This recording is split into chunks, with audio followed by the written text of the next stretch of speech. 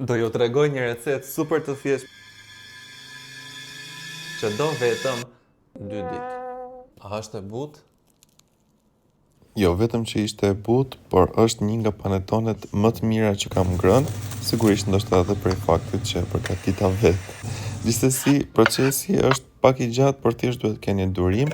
Ky miksi aromatik që shikoni në video është pjesa më kyç që i jep atë aromën e mirë, dhe më pas thjesht do shtoni gradualisht miell, vezë dhe përbërësit e tjerë derisa ta arrini në brumin final. Këtu ju pata dhe rushin e thatë që unë e vendosa në ujë në mënyrë që ai të shtohet në volum. Këtu jam duke bërë brumin e fundit, duke përzierë mirë derisa gjithë masa të bashkohet me njëra tjetrën. Gjalpi shtohet gradualisht dhe punohet brumi. Unë mezi po prisja që të shikoja se si do dilte, sepse isha në vërtet shumë kurioz.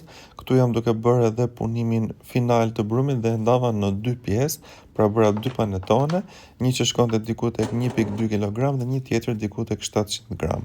Kjo është ardhja e brumit pas 12 orësh, i vendosni pak gjalp dhe piqen në furrë për diku te 45 minuta.